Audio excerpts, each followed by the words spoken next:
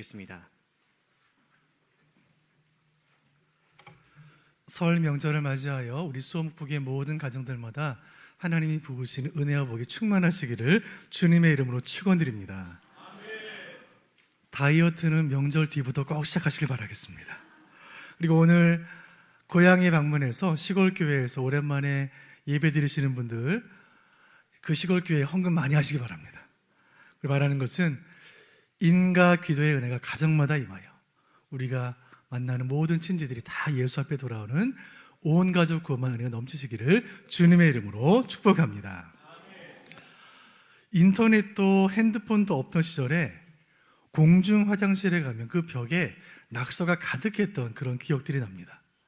오늘날로 말하자면 그 공중 화장실 벽이 인터넷 게시판이 오늘날 SNS라고 볼 수 있지 않을까 하는 생각이 들어요.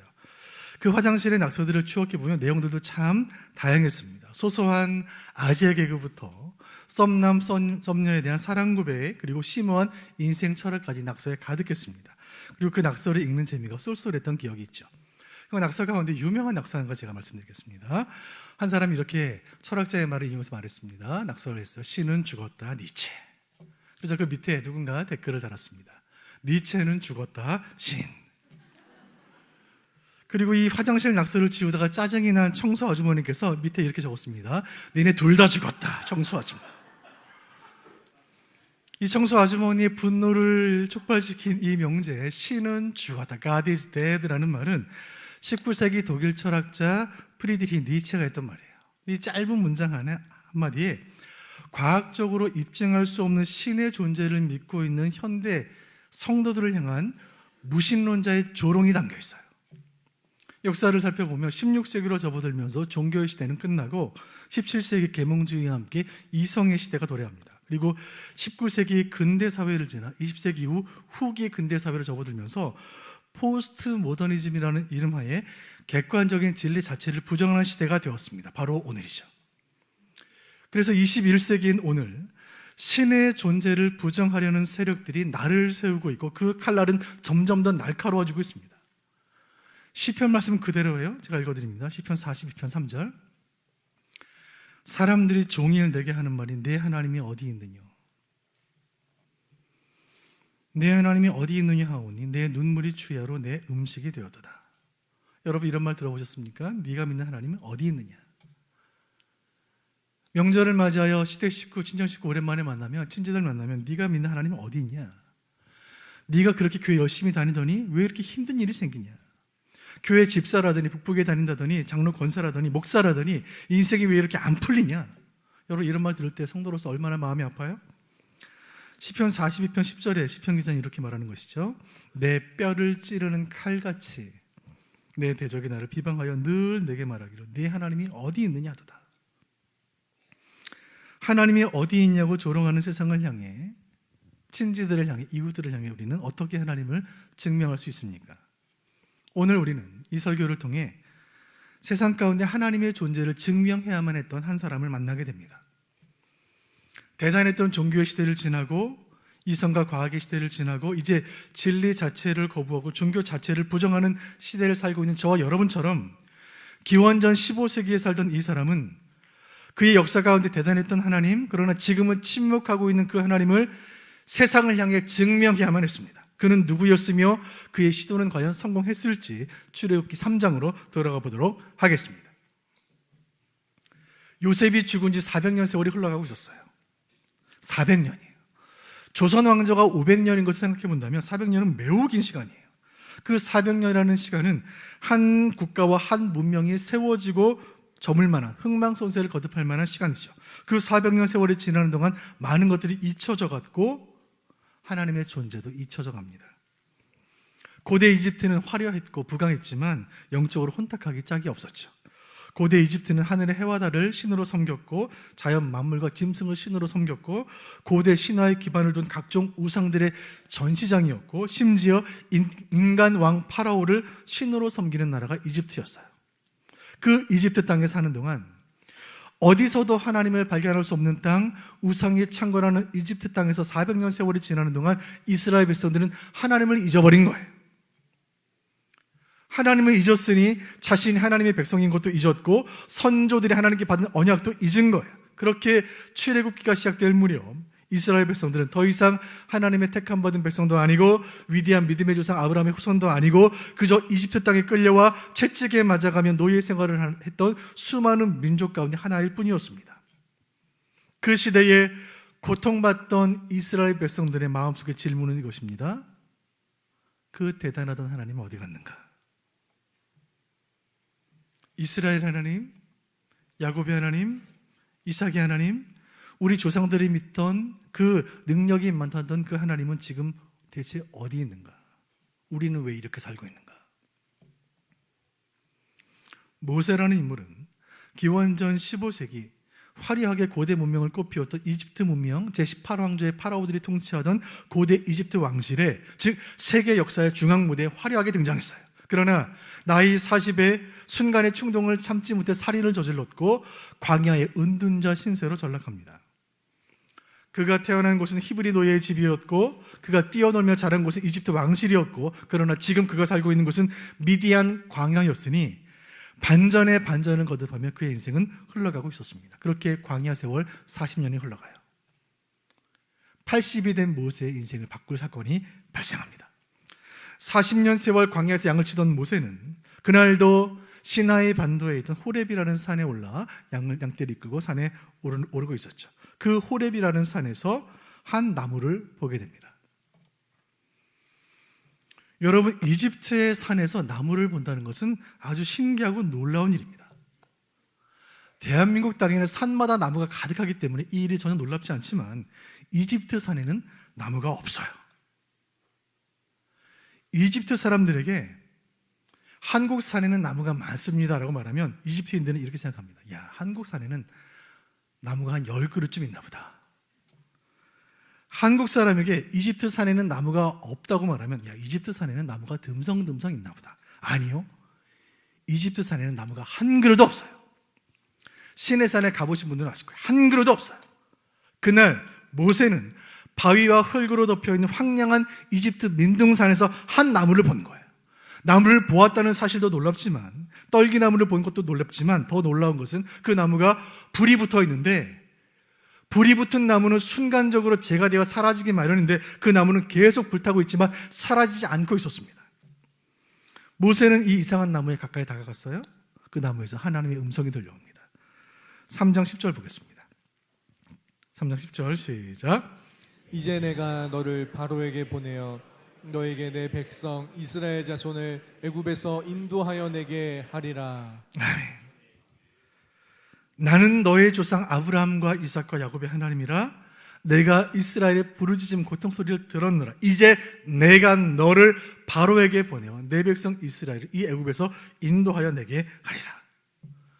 그의 나이 80세에 고난받는 민족을 구원하라는 하나님의 큰 소명, 위대한 부르심이 임한 것입니다. 그때 모세의 반응이 이렇습니다. 제가 읽어드립니다. 11절입니다. 모세가 하나님께 아뢰되 내가 누구이기에 Who am I? 내가 누구이기에 내가 바로에게 가며 이스라엘 자손을 애굽에서 인도하여 내겠습니까? 하나님, 제가 누군데 파라오에게 갑니까? 저에게 무슨 능력이 있어서 민족을 구원합니까?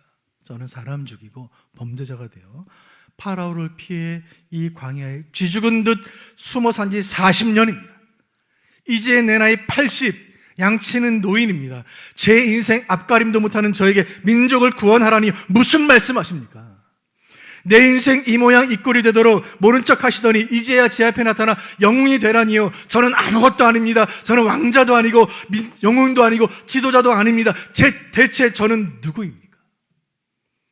여기에 모세가 던진 첫 번째 질문이 있습니다. 그 질문은 내가 누구이기에 하는 질문이에요. 내가 누구이기에? Who am I? 태어난 순간부터 생명의 위협을 당했고 강물에 던져졌고 애굽 왕실에서 바로의 딸의 손에서 자랐지만 사람을 죽이고 바로의 눈에 밖에 나서 원수가 되어 도망다니는 내 인생, 되는 것 하나 없는 인생, 앞이 보이지 않는 캄캄한 내 인생, 그러나 갑자기 나타나서 감당치 못할 사명을 주신 하나님에 대하여 원망과 분노를 섞고 토해낸 모세의 질문, 나는 누구입니까? 이날 떨기나무 불꽃 앞에서 모세가 던졌던 이 한 가지 질문으로부터 출애굽기의 모든 역사는 시작이 돼요. 그리고 이 질문에 대한 대답이 저와 여러분의 인생을 결정해요. 나는 누구인가? 여러분은 누구세요? 나는 어디서 왔고 나는 어디로 가는가? 나는 어떻게 이 땅에 존재하게 되었는가? 이 한 가지 질문에서 모든 철학, 모든 사상, 모든 종교가 출발해요. 내가 누구인지를 모르면 나의 가치를 알지 못하고, 나의 가치를 알지 못하면 세상이 정한 가치에 나를 맞추기 위해 전전긍긍 살다가 나보다 조금 못한 사람 만나면 교만해지고, 나보다 조금 나은 사람 만나면 열등감 느끼며 그 교만과 열등감 사이를 오가며 낙심과 비관 속에 살다가 생을 마감하게 되는 거예요. 여러분, 얼마나 안타깝고 슬픈 일이에요? 모세는 이날 하나님 앞에서 그의 인생이 달린 질문을 하나님께 던집니다. 나는 누구입니까? 그 질문에 대해 하나님 답을 하세요. 출애굽기 3장 12절 상반절 보겠습니다. 같이 보시죠. 시작. 내가 반드시 너와 함께 있으리라. 아멘. 여러분, 이게 무슨 동문서답이에요? 내가 누구냐고 묻는 질문에 대해 하나님 뭐라고 말씀하시는 거예요? 내가 너와 함께 하겠다. 하나님 말씀하시는 거예요. 모세야, 네가 왕자이건 살인자이건 히브리인이건 이집트인이건 노인이건 목동이건 상관없이 중요한 진실 한 가지를 너에게 말해주노라. 나 여호와가 너와 함께한다. 너는 나에게 내가 누구냐고 묻느냐? 내가 답하노라. 너는 나 여호와가 함께하는 사람이다. 여러분, 참으로 우문현답 아닙니까? 사랑하는 여러분, 우리가 누구인지에 대한 하나님의 대답이 여기 있습니다.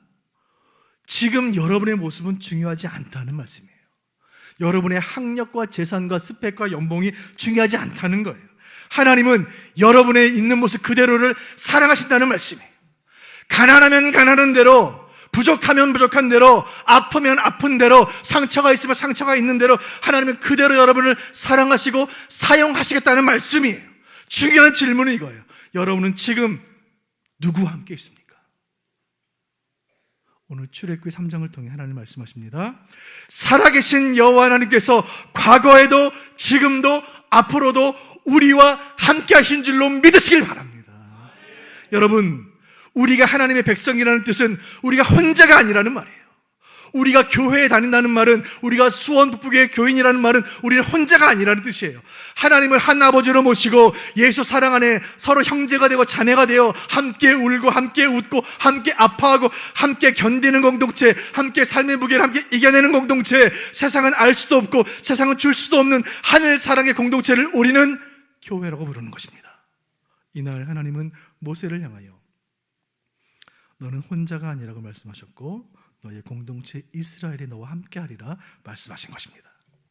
그런데 모세는 아직도 궁금증이 해결되지 않은 것이에요. 자, 13절 보시죠.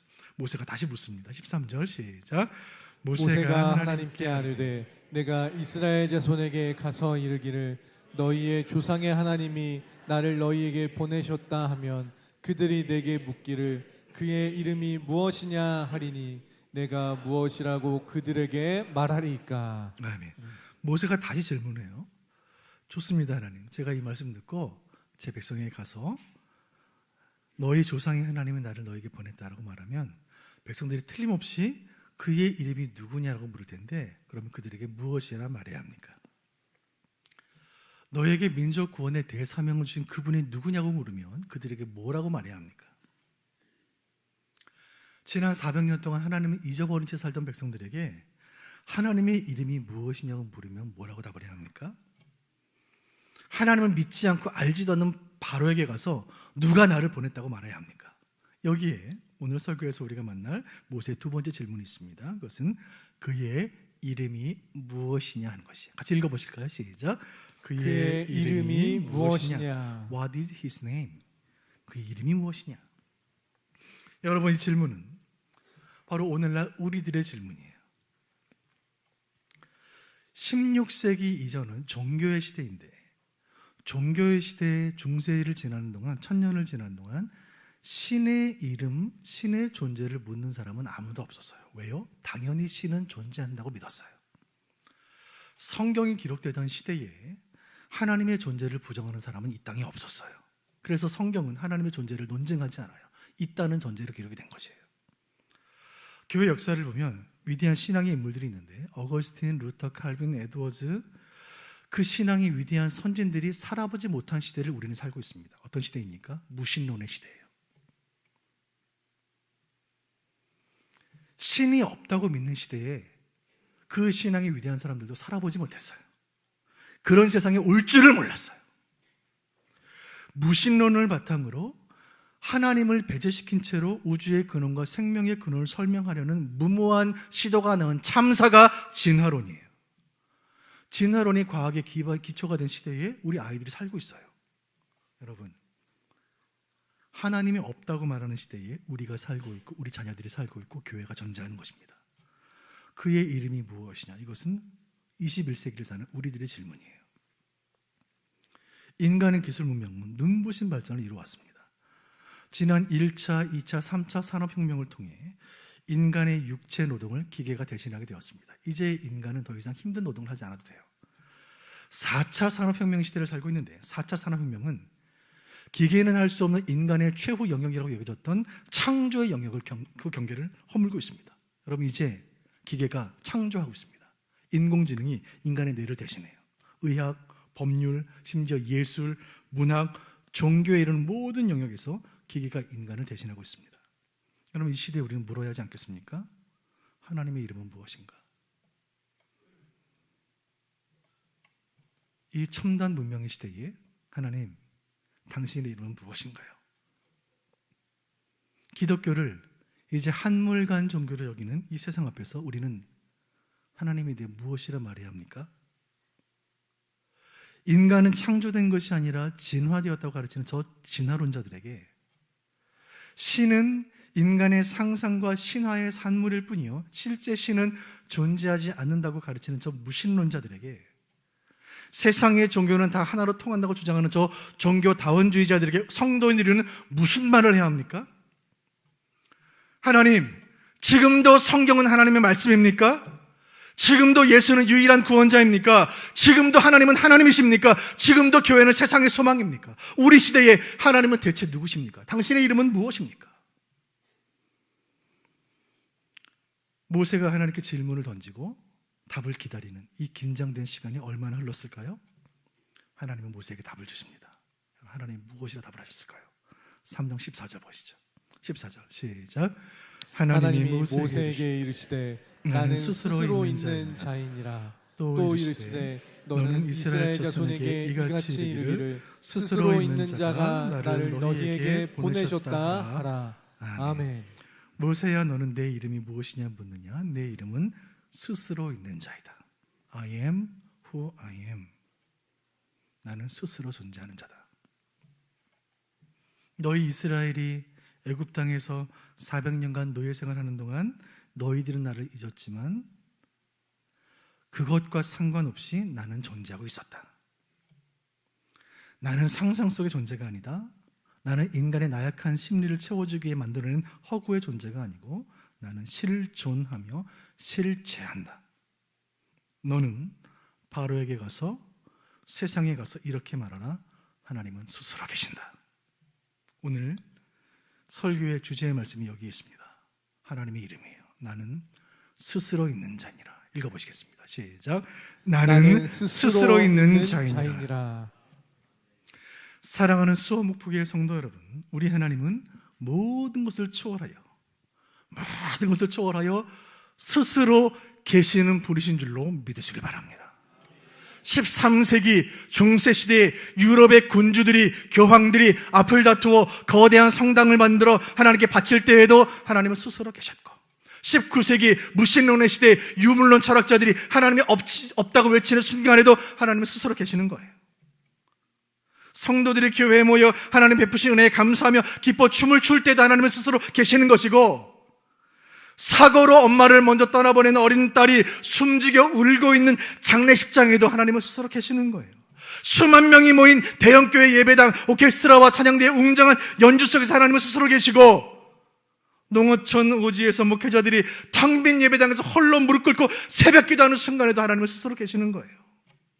내 마음이 성령으로 충만하여 하나님의 사랑으로 감격스러울 때도 하나님은 스스로 계시는 것이고, 내가 시험 들어 하나님께 버림받은 것 같고 하나님이 안 계신 것 같을 때에도 하나님은 스스로 계시는 거예요.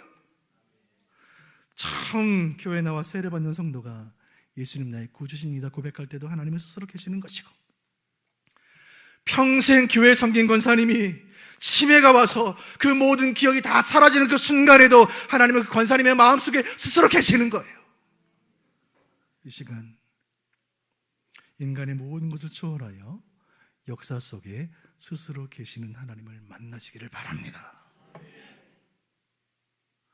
그 하나님의 대답을 들은 모세는 왜 하나님께서 떨기나무 속에서 나타나셔 나를 부르시는지 그 이유를 알게 된 거예요.